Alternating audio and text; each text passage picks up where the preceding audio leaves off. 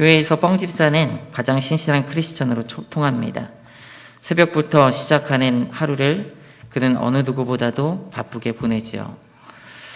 일부 오전 예배 후 성가대 찬양대원으로 가장 크고 멋진 목소리로 찬양합니다. 또 교육부서에서는 유치부 교사로 10여 년을 섬긴 베테랑입니다. 교회의 자질구레한 행사에도 빠짐없이 참석하며 모든 예배에서 맨 앞자리에 앉아서 예배를 드립니다. 그가 하는 헌금은 누구 못지않게 많습니다. 공예 예배 때 하는 대표 기도에 사람들은 감동합니다. 그의 아름다운 미사오고와 억양은 때로 눈물까지 흐리게 합니다. 그가 주일날 보이는 모습은 많은 그리스도인들의 귀감이 됩니다. 그러나 하나님은 뻥집사를 기뻐하지 않으십니다. 그는 사람들은 감동시켰을지 몰라도 하나님을 기쁘시게 하지는 못했습니다. 여러분 생각해 보시길 바랍니다. 이런 신앙생활이 가능하겠습니까? 표준, 모범이라고 생각하는 신앙생활이 하나님이 기뻐하시지 않으신다. 이게 가능할까요? 이처럼 비참함이 어디 있겠습니까? 주를 위해 살겠다고 산 삶이 하나님이 기뻐하지 않은 삶이라면, 하나님이 원하시지 않은 삶이라면 이런 비참함이 어디 있겠습니까? 오늘 본문에서 우리는 이런 비참한 사람들을 목격할 수 있습니다. 이들이 누구이냐면 경건한 유대인들입니다. 오늘 본문 18절 말씀에서는 그냥 사람들이라고 되어 있는데 마태복음에서는 요한의 제자들로 이야기하고 있고 누가복음에서는 바리새인들로 이들을 표현하고 있습니다. 이들이 누구인지에 대한 논쟁을 떠나서 분명한 것은 이들이 경건한 삶을 살아간다고 하는 사람들이라는 거예요. 주변에 있는 많은 사람들에게 칭찬을 듣는 신앙의 모범을 외적으로 보여주는 사람들이었다는 점입니다. 바리새인들과 요한의 제자들이 금식하는데 어찌하여 당신의 제자들은 금식하지 않습니까?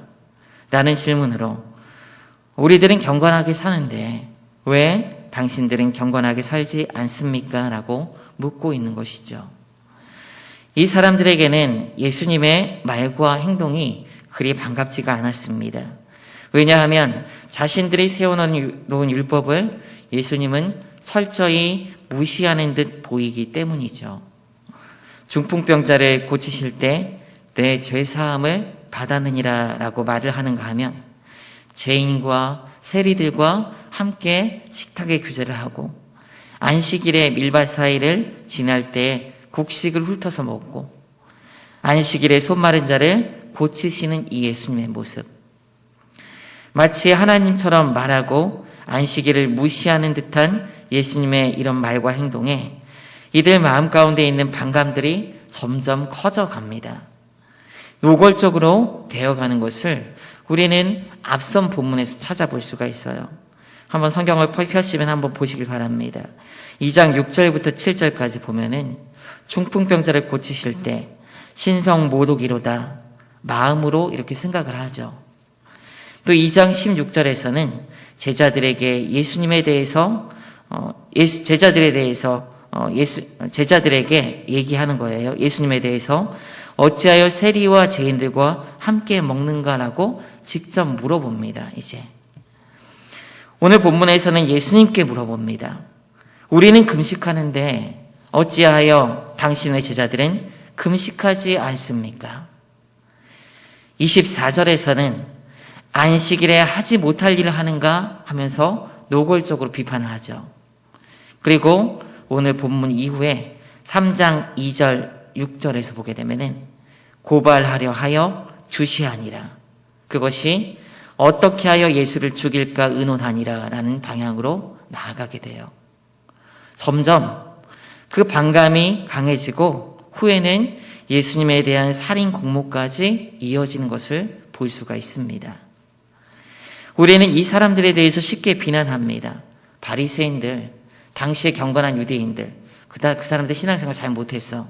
이렇게 쉽게 비판을 해요.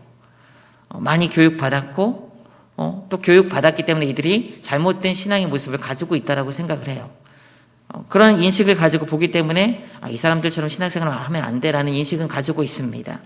그런데 이 사람들 여러분 굉장히 대단한 사람들이었습니다. 금식을 일주일에 2번 하고요. 기도는 아침, 점심, 저녁 말씀에 정통한 자들이었습니다. 열심히 있었습니다. 그리고 분명 명분이 있었어요. 하나님을 위한다는 명분이 있었습니다. 그러나 아이러니는 하나님을 위한다는 이름으로 하나님께 열심을 품어 하나님께 반대하는 세력이 되었다는 점입니다. 도대체 왜 이렇게 되었을까요? 왜 이들은 열심을 품었지만 하나님을 반대하는 사람이 되었습니까? 그 이유는 그들이 예수님이 누구인지 모르는 자들이었기 때문입니다. 오늘 본문에서 이 사람들은 금식을 열심히 했습니다. 금식은 언제 합니까? 급할 때, 슬플 때, 위기 때 하는 것이죠. 하나님 앞에 겸허한 마음으로 급하게 나아갈 때, 그래서 경건하게 하나님을 바라보는 행위로 금식을 했습니다. 그러나 이들은 때에 맞지 않은 금식을 했습니다. 예수님께서 말씀하셨습니다. 지금은 혼인집 신랑이 너희와 함께 하는 때라고 비유를 통해서 예수님께서 드러내시는 것이 무엇입니까? 지금 자신이 혼인집 신랑이 되는 것을 말씀하고 있는 거예요. 그러니까 슬퍼할 때가 아니라, 금식할 때가 아니라 기뻐할 때라는 거예요. 기뻐할 때. 예수님은 결코 금식하지 말라 하지 않으셨습니다. 나중에 혼인집 신랑을 빼앗길 날이 있을 것인데 그때 금식할 것이다 라고 말씀하신 거죠. 예수님은 금식을 반대하는 것이 아니라 지금 금식이 어울릴 때가 아니라는 것입니다. 그리고 그때의 기준을 누구로 잡고 있습니까? 바로 자신으로 잡고 있는 거예요. 신랑인 자신으로. 세상을 구하기 위해서 온 기쁜 소식, 복음의 주인 되시는 예수님께서 그들과 함께 하시는데, 세상에 구원의 복된 소식의 근원 되시는 분이 있는데 왜 슬퍼하느냐? 구원은 모든 사람에게 기쁜 소식이며 이 주인공이 지금 함께 계시는데 슬퍼하며 금식하는 것이 맞지 않다는 것이에요. 때를 분별하지 못한 이유가 무엇이냐면 예수님이 신랑인지 몰랐기 때문이죠. 예수님이 자신을 구원하러 오신 분인지 몰랐던 것입니다. 예수님을 알지 못하기에 배척했고 알지 못했기에 예수님을 죽이려고까지 하고 결국 십자가에서 자신들의 소원을 성취하였어요. 이들은 하나님의 뜻을 쫓는 자들인 것처럼 보이지만 결국 하나님의 가슴에 못을 박은 자들이 되었습니다. 왜? 예수님이 누구인지 알지 못했기 때문에 이런 결과가 이들에게 있었던 것이죠. 열정으로 하나님을 섬긴다는 것이 하나님을 배격하는 자들이 되어버렸습니다. 예수 그리스도의 방법, 예수 그리스도의 뜻, 예수 그리스도의 때, 그리스도가 누구인지 모르고 신앙생활하는 것은 하나님을 배격하는 일을 가져옵니다. 하나님의 가슴에 못을 박습니다. 오늘날 많은 교회에서 예수 그리스도를 알지 못해서 사람의 뜻을 세우고 사람의 열심을 품어서 교회 일을 진행합니다. 주님이 기뻐하지 않은 신앙생활을 합니다. 그런데 자신은 잘했다고 생각해요. 마치 이들처럼 바르게 섬기고 있다고 생각합니다. 예배는 드리고 봉사합니다. 기도 유창합니다. 헌금도 11조도 합니다. 그러나 그 안에 예배의 감격, 봉사의 기쁨, 찬양의 희열, 기도의 능력과 헌금의 감사, 이런 것들이 빠져 있어요. 단지 형식만 남아 있습니다. 지금 하나님께서 섬세하게 이끌어 가시는 삶을 느끼지 않습니다. 하나님의 뜻에 헌신된 삶을 살아가려는 열망이 없습니다. 열망이 있지만 자신의 열정인지 분간이 안 가요. 주의 말씀을 들을 준비가 되어 있지 않습니다. 십자가의 구원의 감격도 잊은 지 오래입니다. 입으로 찬양하지만 그 찬양에 자신의 감정이 살아있습니다. 감정만 살아있습니다. 하나님이 빠져있죠. 기도는 하지만 기도하는 모양이 습관이 되어 있습니다. 하나님의 은혜를 경험하고 하나님과 만나는 시간이 아니에요. 예배는 드립니다. 그러나 그 예배 가운데 오늘 나에게 말씀하시는 이 말씀으로 한 주일을 승리하겠다. 나에게 주신 이 말씀을 통해 하나님이 말씀하신다는 기대감이 없어요. 말씀이 더 이상 새롭지 않습니다. 하나님을 위해 살아간다고 하는데 열정이 없습니다. 모든 교회 활동에 참여하지만 그 안에 살아 움직이며 역사하신 하나님을 경험하지 못하고 알지 못합니다. 기대하지 않아요. 경건의 모양은 있지만 그 능력이 없는 것이죠. 왜 이렇게 신앙생활을 하게 됩니까? 예수 그리스도가 누구인지 모르기 때문이에요. 예수님이 누구인지 모르는 바리새인들은 예수님이 안식일의 주인 되는 분인지 모르고 그분을 배척하고 안식일이 이런 것이더라고 안식일의 주인 앞에서 이야기하고 있습니다. 예수님이 성전보다 크신 분인 줄 몰랐습니다. 하나님의 아들인 줄 몰랐어요. 그래서 예수님을 죽인 거예요, 이들이요. 하나님의 기쁨을 위한 시작으로 하나님의 슬픔과 아픔을 가져온 것이죠. 왜? 예수님이 누구인지 몰라서. 여러분, 예수 그리스도가 누구입니까? 그분은 우리를 십자가에서 구원하기 위하여 신적인 권위와 영광을 갖추셔서 낮추셔서 가지신 분으로 낮추셔서 가장 낮고 천한 사람의 모습으로 이 세상에 오셨으며 죄인들의 손가락질을 받으면서 십자가에서 살을 찢기시고 피를 흘리셔서 우리를 구원하신 하나님이신 줄 믿으시기 바랍니다. 예수님은 천지를 창조하신 하나님이시며 지금도 성령님과 함께 우리와 동행하시는 하나님이십니다. 그 예수 그리스도가 지금 우리 가운데 계시는 줄 믿습니다. 그분은 살아계셔서 지금도 섬세하게 우리의 삶의 구석구석을 바라보시며 우리의 삶을 주관하시는 능력의 하나님, 전능하신 하나님, 구원의 주 하나님이심을 믿으시기 바랍니다. 예수 그리스도를 깊게 알므로 하나님을 기쁘시게 해드리는 여러분들이 되기를 원합니다. 그런데 문제는 우리 모두가 방금 말한 그 예수님을 모르느냐 하는 점이에요. 모르느냐. 다 알고 있지 않으세요, 여러분? 다. 이 내용을 다 알고 있지 않으십니까? 아멘. 화답합니다. 그런데 삶이 그렇지 않다는 거예요. 이것도 이유가 있을 것 같아요. 그 이유가 무엇일까요? 알아도 삶이 그렇지 않은 이유는 알아도 감격이 없는 이유. 왜 미지근하느냐? 그것은요, 22절 말씀에 있습니다. 우리 22절 말씀 같이 한번 읽어보도록 하겠습니다. 22절 말씀입니다. 함께 소리내서 한번 읽어보도록 하겠습니다. 함께 읽습니다. 시작. 새 포도주를 낡은 가죽 부대에 넣는 자가 없나니 만일 그렇게 하면 새 포도주가 부대를 터뜨려 포도주와 부대를 버리게 되리라. 오직 새 포도주는 새 부대에 넣느니라 하시니라. 아멘. 예수님을 배척했던 사람들에 대해서 예수님은 낡은 가죽 부대를 가지고 있다라고 합니다. 그들이 낡은 가죽 부대라는 거예요. 예수 그리스도를 알지 못한 이유는 그리스도를 통해서 새롭게 부어지는 하나님의 은혜를 받아들일 가죽 부대가 낡아버렸기 때문입니다. 그래서 낡은 가죽 부대를 지키기 위해서 낡은 포도주만 받아들이기 위해서 그리스도를 배척한다는 거예요. 사실 이 사람들이야말로 경건하게 말씀 보고 살아가며 약속된 메시아를 기다리며 예수 그리스도를 알았으면 더 알기 위한 조건을 많이 가진 자들이었습니다. 그러나 이 사람들은 막상 예수 그리스도를 보면서도 하나님의 아들인지 알지 못했고 세리인 자들이 예수님을 알아봤던 것은 이 사람들이 많이 안다고 하지만 낡은 가죽 부대 때문에 새 포도주로 부어지는 예수님을 알아보지 못했던 것입니다. 머리로 아는 것이 다가 아니에요. 저번에도 말씀드린 것 같은데 알다라는 이 히브리어 말은요, 머리로 아는 것에서 그치는 것이 아니라 유대인들에게 있어서는 이 알다라는 말이 행동으로 이어지게 됩니다. 그래서 하나님을 알다, 하나님을 압니다 라는 이 말은 하나님을 사랑합니다 라는 말도 그 안에 포함하는 것이고, 하나님을 예배합니다 라는 말도 그 안에 포함하고 있는 것입니다.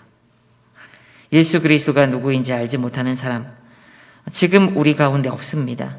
그러나 머리로 안다고 다가 아니에요. 머릿속에만 있는 하나님, 예수 그리스도, 그것이 다가 아닌 것입니다. 나의 삶을 섬세하게 역사하고 말씀으로 우리를 변화시키는 분으로 지금 역사하며 나의 삶을 주관하고 삶에 살아있는 하나님의 역사를 일으키시는 분이라는 사실을 삶으로 아는 것, 그리고 그 하나님을 삶의 모든 영역에서 인정하는 것, 그리고 그 하나님의 섬세한 인도함과 말씀에 지금도 사랑하기에 철저하게 의지적으로 복종하는 모습으로 나아가는 것이 그리스도를 아는 것인 줄 믿으시기 바랍니다. 지금도 하나님은 새 포도주와 같은 신선하고 역동적이며 살아 움직이고 변화를 일으키는 그런 능력으로 역사하는 분이십니다. 그런데 그런 역사와 변화와 발전의 힘은 그동안 오랫동안 타성해졌고 매너리즘에 빠져있고 자신만의 신앙의 아성을 세워놓은 사람들, 낡은 가죽 부대들에게는 반갑지 않습니다. 오히려 그런 말씀은 이들에게 잘못된 것 같습니다. 하나님의 일으키신 변화를 가로막으려 합니다. 왜냐하면 낡은 가죽 부대는 새 포도주를 견디지 못하기 때문이에요. 그래서 그렇게 변화를 요구하고 우리의 중심을 돌아보며 하나님 앞에서 다시 한번 세워지라고 내어놓고 잘못을 지책하며 교훈과 책망과 바르게 함과 의로 교육하기에 유익한 말씀도 받아들이지 못하게 합니다. 시대에 역사하시는 하나님의 섬세함을 느끼지 못하고 오히려 대적하여 하나님의 일을 맡게 됩니다. 하나님을 대적하게 됩니다. 이것이 우리의 고착된 신앙, 매너리즘에 빠지고 자신만의 신앙을 가지고 판단하고 정죄하는 모습으로 하나님의 영광을 가리게 된다는 거예요. 교회에서 간혹 자기 나름대로 신앙의 스타일을 가진 분들이 있습니다. 물론 그런 신앙의 스타일을 존중해요. 그러나 그런 스타일이 자기 의가 되면 문제가 생기게 됩니다. 그것이 자기가 신앙생활을 잘하는 것이라고 판단하는 기준으로 작용하게 되면 문제가 발생하게 돼요. 그렇지 못한 사람들이 비판하게 되고 판단하고 정죄하게 됩니다. 예를 들어서 새벽 예배를 열심을 품고 잘하는 분들이 많아요. 우리 교회 새벽 예배 꾸준히 나오시는 분들이 있습니다. 그런데 그런 분들이 조심해야 하는 것이 자신이 하나님을 찾는 그 시간에 다른 사람이 보이지 않는다고 쉽게 그 사람은 자신보다 신앙이 어리다고 판단하고 자신이 더 낫다라고 생각하면 안 된다는 거예요. 그리고 심지어 그렇지 못한 사람들을 비난하면 안 된다는 거예요. 근데 혹시 압니까, 여러분? 새벽 예배를 안 한다고 비판하는 그 성도가 집에서 홀로 하나님과 밤새 눈물로 기도하며 하나님과 깊이 있는 교통을 하는 분일지 혹시 알아요, 여러분? 혹시 그분이 밤이 맞도록 하나님과 대화하는 분인지 누가 알겠어요? 혹 간혹 주일학교나 교회 기관에서 봉사하시는 분들 중에서 열심 내시는 분들이 많습니다. 그런데 그 열심을 자기의의 기준으로 세워놓으며 다른 사람을 판단하게 되는 경우도 많아요.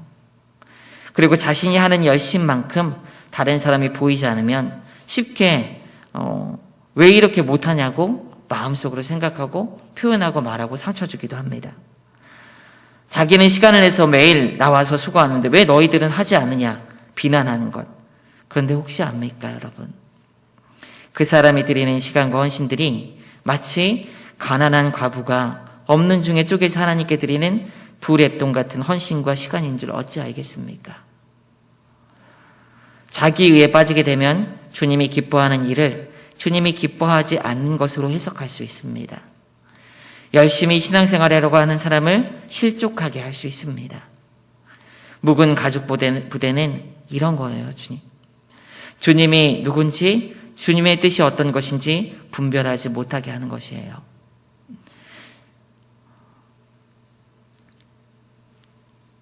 십계명의 둘째 계명은 너를 위하여 새긴 우상을 자연 만물의 어떤 모양과 형상으로도 새기지 말고 그것들에게 절하지 말라라고 합니다. 그것은 앞선 1계명과는 다른 계명이에요. 1계명은 나 외에는 다른 신을 섬기지 말라 주님께서 말씀하시죠. 그런데 1계명과 2계명의 차이점 여러분 아세요? 하나님의 형상을 새기지 말라고 얘기하면서 그것들에게 절하지 말라고 얘기하고 있고 1계명은 나 외에는 다른 신을 섬기지 말라라고 얘기하고 있어요. 1계명과 2계명의 여러분 차이점이 뭔지 아세요? 다 제가 이전 사역지에서 목사님도 헷갈리시더라고요. 어떤 목사님도 헷갈리시더라고요. 근데 1계명은 말 그대로 하나님만 섬기라는 거예요. 하나님, 여호와 하나님만. 그런데 이 계명에서는요, 너를 위하여 새긴 우상을 만들지 말라고 얘기하고 있습니다. 하나님을 믿는다고 하는데 너를 위하여 새긴 우상같이 하나님을 섬기지 말라는 거예요. 우상은 자기가 마음대로 어떻게 해볼 수가 있어요. 쪼물딱쪼물딱 하고 만지고 여기다 넣었다 저기다 넣었다 자기 마음대로 할 수 있어요. 그런 우상을 새기지 말고 성경에서 얘기하는 그 하나님을 믿으라는 거예요.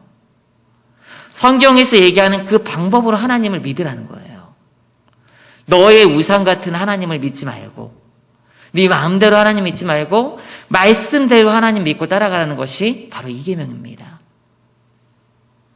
내가 믿고 싶은 대로 믿는 것이 아니라 하나님을 그대로 믿는 것이 바로 이 계명이에요. 마치 사사시대에 미가가 복을 받으려고 우상의 단을 세웠고 레위인 중에 아무나 불러다가 복을 받으려는 신앙의 대상으로 하나님을 새겨서 믿으려고 하는 모습, 혹시 우리들의 모습은 아닌지 한번 생각해 봐야 할 것입니다. 이런 자기에 빠진 자들은 낡은 가죽 부대를 가진 자들입니다.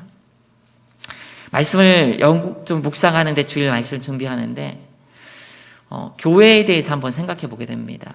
교회에 대해서. 교회라는 것. 역사상 여러분, 지금까지 이어진 교회는 한 군데도 없어요. 지금까지 이어진 교회는. 우리는 우리의 짧은 시각을 가지고 우리가 보는 이 시대, 이 공간 안에서 지금 교회가 부흥하고 지금 교회가 성장하고 이것을 봐요. 지금 현상의 교회. 그리고 세계 기독교 인구가 얼마고 우리 기독교 인구가 얼마고 이런 걸 자꾸 봐요. 그런데 하나님은 여러분 이 시대만 보시는 게 아니라 역사의 전체적인 큰 시간의 흐름 안에서 공간적인 어떤 상황 안에서 있는 성도들 하나하나를 보시는 분이세요. 하나님의 관점은 사람이랑 굉장히 다릅니다. 그래서 때로는 이 시대의 교회가 그 숫자가 줄어들 때도 있어요. 교회가 박해를 받아서 완전히 그 씨가 말라버린 것 같은 그런 상황이 외부적으로 보이는 시대도 있어요.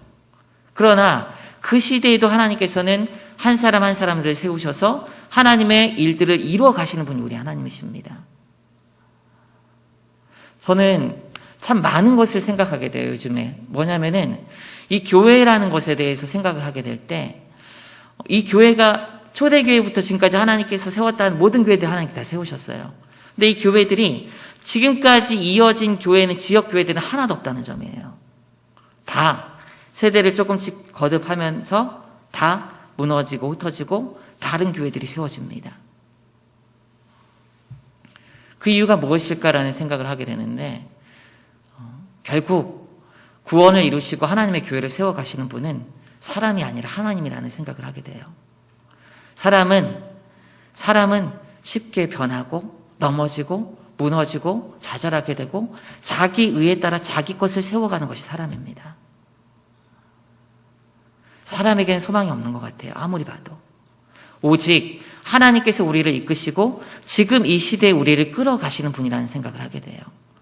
우리는 굉장히 나는 오늘 말씀 같은 경우도 나는 새 포도주를 담은 새 가죽부대와 같은 존재가 돼야지 이렇게 결심하고 이렇게 볼 수 있어요. 그런데 너무나 쉽게 낡은 가죽부대가 될 수 있는 존재가 바로 우리예요. 너무나 쉽게. 그래서 하나님의 기쁘신 뜻들을 우리가 추구한다고 하지만 실상은 하나님께서 우리를 끌어서 안아서 가시는 거예요. 안아서. 사랑하는 성도 여러분, 혹시 여러분들은 지금 여러분들의 삶이 새 가죽부대라고 생각하십니까? 낡은 가죽부대라고 생각하십니까? 찢어지기 쉬운 낡은 가죽부대, 묵은 포도주만 품을 수 있고 새 포도주는 담을 수 없는, 힘도 없고 능력도 없는 낡은 포도주를 담기에 우리들이 힘쓰고 있지는 않는지 우리는 한번 생각해 봐야 합니다. 혹시 지금 이런 변화를 두려워하거나 싫어하지는 않습니까? 하나님께서 말씀하시는 삶의 지각 변동을 두려워하고 있지는 않으십니까? 신앙의 모양을 갖춘 현상을 유지하려는 정체된 신앙생활을 하고 계시지는 않습니까? 감격이 사라진 신앙생활을 하고 있지는 않습니까? 현상 유지에 만족하십니까? 하나님의 섬세한 음성을 듣기 위해, 하나님의 섬세한 인도하심을 받기 위해서 조심하고 귀를 기울이는 삶을 상실하진 않았습니까? 그렇다면 이미 낡은 가죽부대인 거예요. 이런 낡은 가죽부대는 능력이 없습니다. 은혜를 경험하지 못해요. 다시 한번 오늘 이 아침에 한번 깊이 생각해 보길 원합니다. 나는 낡은 가죽부대인가? 새 가죽부대인가? 하나님의 길을 걸어간다고 하나 실상은 옆에서 그 길을 걸어가는 사람들의 발목을 붙잡습니다. 하나님의 기쁨이 되기 원한다 하나 실상은 하나님의 슬픔이 될 뿐입니다. 우리는 어떻습니까? 여러분은 새 가죽부대입니까? 낡은 가죽부대입니까? 이 시간 우리 모두 새 가죽부대를 소망하고, 낡은 가죽부대라면은 새 가죽부대로 변화받는 그 길을 알고 그렇게 결단할 수 있는 시간이 되기를 원합니다. 하나님의 역사와 은혜가 새롭고 변화를 경험하고 감격이 살아있고 감사와 희열이 있으며 하나님이 주인 되는 삶으로 회복돼야 돼요. 우리는요. 어떻게 우리가 이런 삶으로 회복될 수 있을까요? 낡은 가죽부대는 사실 새 가죽부대가 될 수는 없어요. 물리적으로. 그러나 영적인 세계에서 낡은 가죽부대는 반드시 변화될 수 있는 길이 있는 줄 믿으시기 바랍니다. 어떻게 묵은 가죽부대가 새 가죽부대가 될 수 있을까요? 가장 중요한 것은 끊임없는 말씀의 개혁이 매 순간순간 있어야 합니다. 아는 말씀이네. 들리는 말씀이야. 알고 있지. 이게 아니라 들리는 말씀이 끊임없이 나의 삶을 개혁해 가야 되는 거예요. 느헤미야가 성벽을 완성한 후에 백성들은 하나님 앞에서 망해버린 나라가 다시 세워진 상황에 대해서 다시 하나님 앞에서 언약을 체결합니다. 구약시대. 학자요 제사장인 에스라의 감독하에 많은 백성들이 모이고 낮에 4분의 1은 말씀을 듣고 또 4분의 1은 회개를 합니다. 그리고 하나님 앞에서 자발적으로 충성 맹세 서약을 새롭게 세워요. 거기서 우리가 범죄한 선조들 같이 죄를 범하지 않고 우리가 전심으로 하나님을 섬기겠습니다. 이방과 결탁하지 않고 오직 여호와만 섬기겠습니다. 이렇게 감격스럽게 집회를 마치게 됩니다. 그런데 그런 일이 있은 뒤 곧바로 문제가 생기게 돼요. 은혜를 충만히 받았는데 곧바로 문제가 생기게 됩니다. 이방인인 도비야라는 대적의 우두머리가 11조를 보관하는 성전의 공간을 자신의 거처로 삼고 눌러 앉은 것을 알게 된 거예요. 도비야가 유대인의 유력한 자들과 혼인관계를 맺고 영향력을 미치고 있었던 거예요. 말씀에 따라 통혼하지 않겠다는 언약은 새롭게 맺어지면서 제대로 시행되지 않았던 것입니다. 또 레위인들이 성전 밖에 들로 나가서 성전을 돌아보지 않게 돼요. 느헤미야는 도비야를 내쫓고 백성들을 가르치고 독려해서 레위인을 다시 돌아오게 합니다. 한 번 은혜 받았다고 다가 아닌 거예요. 과거에 은혜 받아서 그것이 다가 아닙니다. 말씀은 오늘도 살아서 우리를 감찰하시고 우리를 변화시키는 하나님의 능력입니다. 내 안에 은혜 받고 천상의 경험을 하고 충만해졌을 때 그때가 도리어 위험한 거예요. 그때가. 이때 유혹도 심합니다. 넘어지지 않고 늘 새롭고 신선하고 기쁨이 있는 생명력 있는 신앙은 어디에서 오느냐? 안주하지 않은 신앙에서 오는 거예요. 말씀으로 자신을 늘 성찰하고 개혁해 가야 되는 거예요. 들리는 말씀을 흘려 듣지 말고 예배 시간에 들려지는 말씀, 좋다. 끝내지 말고 자신의 삶을 늘 돌아봐야 되는 거예요. 묵상하면서 돌아봐야 되는 거예요. 감찰해야 되는 거예요. 그래서 신앙이 제대로 된 사람들은 쉽게 누군가를 판단하고 정죄하지 않습니다. 스스로 높은 마음을 품지 않게 되는 거예요. 자신의 마음을 돌아보고 자신의 삶을 돌아보기도 너무나 바쁜 거예요. 하나님 앞에 진실하고 하나님 사랑하고 하나님을 정말 기쁘게 해드리고 싶은 마음 때문에 자신이 어떻게 말씀으로 변화해야 될지 자신을 늘 돌아보는 거예요. 말 한마디 한마디에 신중하게 되고 행동 하나하나에 있어서 겸손하게 되는 겁니다. 그래서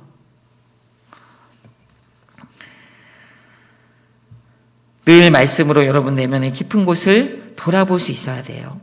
내 중심에 하나님에 대한 믿음과 삶을 늘 점검할 수 있어야 됩니다. 그것이 묵은 가죽 부대가 되지 않는 유일한 길입니다. 유일한 길이에요. 둘째로 묵은 가죽 부대가 새 가죽 부대가 되기 위해서는요, 눈물의 기도와 회개가 있어야 합니다. 솔로몬이 성전을 건축하고 봉헌식에서 그는 하나님 앞에서 기도하죠. 그리고 기도 가운데 그가 전하는 것은 이스라엘 이후의 왕들이 하나님 앞에서 범죄하는 것을 전제로 합니다. 알았어요, 솔로몬은요. 아무리 화려하게 성전을 지어놔도 범죄할 것을 알았어요. 그것이 성경의 교훈입니다. 그래서 그는 성전 봉헌식에서 여호와께서 이 성전에서 우리가 하나님께 죄를 자복하고 기도할 때 언약을 회복시켜 주시리라 라고 기도합니다. 여호와께서 이 성전에서 우리가 하나님께 죄를 자복하고 기도할 때 언약을 회복시켜 주시리라. 비참한 상황을 전제하고 하나님께서 이 성전에서 하는 그 회개의 기도를 들어달라고 기도했던 거예요. 그리고 하나님께서는 솔로몬에게 자신이 그 성전에 영원히 거할 것을 약속하시면서 그의 기도에 응답하십니다.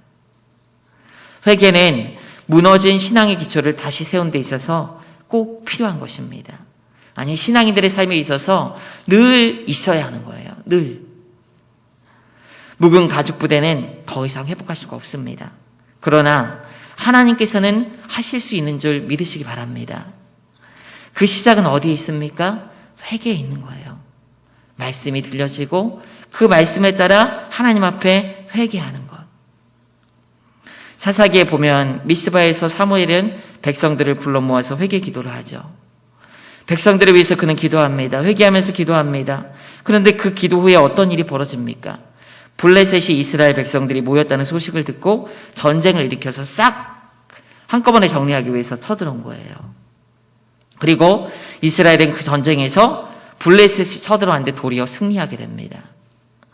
그런데 놀라운 사실은 회개 기도 후에 블레셋이 승리한 그 전쟁이 단순한 승리가 아니라는 점이에요. 그 전쟁에서 이스라엘이 가나안 땅에 들어간 후에 블레셋을 이기지 못하고 정복하지 못한 넓은 지역을 정복한 전쟁으로 블레셋에 대한 결정적인 승리를 가져온 전쟁이 되었다는 점을 우리는 기억해야 됩니다. 회개 기도 후에 그 이전에 이스라엘 백성들이 그렇게 하려고 했던 일을 하나님께서 하게 만드신 거예요. 블레셋 때문에 그렇게 고통받았는데 회개 기도 후에 하나님께서 단번에 그 일을 정리시켜버린 거예요. 회개는 하나님이 일하게 합니다. 하나님의 역사를 가져오는 거예요. 묵은 가죽 부대라도 지금까지 스스로 묵은 가죽 부대로 살아왔다 할지라도 그 머리를 숙여 겸비하게 하나님의 은혜를 구하고 주님께 그 마음 중심으로부터 돌아가게 된다면 하나님께서 언약을 회복시켜 다시 그들의 하나님이 되시는 그 은혜를 지금도 베푸시는 줄 믿으시기 바랍니다. 다윗과 사울을 공부하면서 참 많이 느끼는 것이 무엇이냐면 다윗과 사울이 별반 차이가 없다는 거예요. 오히려 객관적으로 보았을 때 사울이 더 변명의 여지가 많아요. 그 잘못한 것에 대한 변명의 여지가 그래서 그랬지라고 생각하는 그 여지들이 더 많다는 거예요. 사울이 하나님으로부터 버림당한 대표적인 두 사건은 블레셋과의 전투에서 7일을 사무엘을 기다리는 거기서부터 시작하죠. 그런데 사무엘이 오지 않자 그가 번제를 드리고 전쟁을 하려고 합니다. 그런데 사울의 입장에서 여러분 한번 생각해 보세요. 사무엘이 이것을 보고 망령되게 행했다 그러면서 이 사울을 책망하거든요. 기다리지 못하고 그렇게 했다고. 근데 여러분 사울의 입장에서 한번 생각해 보라는 거예요. 사울의 입장에서. 사울 개인의 입장에서 보게 되면은 전쟁판은 벌어졌는데 기다리던 사무엘이 오지가 않아요. 전쟁 막 해야 되는데 오지가 않는 거예요. 하나님 앞에 제사 지내고 빨리 전쟁해야 되는데 얼마나 초조하고 불안했겠어요, 여러분. 군사들은 탈영하고 사기는 점점 떨어집니다. 7일이라는 시간은 사울이 기다리기엔 너무나 긴 시간이었어요. 전쟁 단복판에서. 그것도 대단한 거 아닙니까? 7일도. 사울이 번제드리는 행위를 비난하기에 앞서서 한번 생각해 보자는 거예요. 그리고 아말렉과의 전투에서도 그렇습니다. 하나님께서 할렘 전쟁을 명령을 하세요. 모든 것을 다 죽여라. 호흡 있는 모든 것들. 아이부터 어른까지, 할아버지까지, 가축부터 모든 기는 것들, 호흡이 있는 모든 것들은 다 멸하라고 명령하세요. 이 아말렉과의 전투에서. 그런데 사울은 온전히 순종하지 않아요. 우두머리 아각을 잡고 살찌고 통통한 짐승들을 남겨둡니다. 그 이유가 있어요. 그가 제사하기 위해서라고 하나님 앞에 얘기를 합니다. 사울 앞에서. 물론 사울이 온전히 순종하진 않았지만 그 나름대로 이유가 있었던 거예요. 그런데 여러분, 다윗은 어떻습니까? 다윗. 그는 밧세바를 범한 사건에서 간음의 계획적인 살인까지, 그리고 그것을 은폐하는 시도까지 합니다. 오늘날로 따지면 1급 살인이에요. 1급 살인 완전. 권력자가 힘이 없는 자들을 빼앗는 천인 공노할 짓을 한 거예요. 하나님께서 가장 싫어하는 것. 객관적으로 봤을 때 누가 더 큰 죄를 범한 것일까요? 그런데 성경은요, 다윗을 하나님의 마음에 합한 자라고 이야기합니다. 하나님께서는 다윗에 대해서 사울보다 더 너그러운 태도를 보이세요. 이 두 사람의 차이가 뭘까요? 이 두 사람의 차이. 다윗은 마음을 다해서 통회하는 회개를 할 줄 아는 사람이었습니다. 사울은 어디에도 하나님 앞에 눈물로 회개했다는 이야기가 없어요. 그런데 다윗은 잘못을 지적할 때 회개할 수 있었던 사람이라는 거예요. 회개를 게을리하는 신앙인은 깊은 신앙을 가질 수가 없습니다. 능력을 경험하는 신앙을 가질 수가 없어요. 회개하는 것이 바로 능력임을 믿으시기 바랍니다. 오늘 비록 우리의 삶이 묵은 가죽부대에서 변화가 될 수 없다 할지라도, 비록 낡은 가죽부대로 하나님의 기쁨이 되지 못하는 삶을 살아와서 영광을 가렸더라도 하나님께서 지금 간절히 새 부대가 되고자 열망하면서 회개하며 주님 앞에 다가선다면 주님께서는 그 회개의 기도를 들으시고 반드시 우리의 삶을 새 가죽부대로 변화시켜 주시는 분이신 줄 믿으시기 바랍니다. 다시 주님 앞에서는 그 은혜를 주님께서 베풀어 주십니다.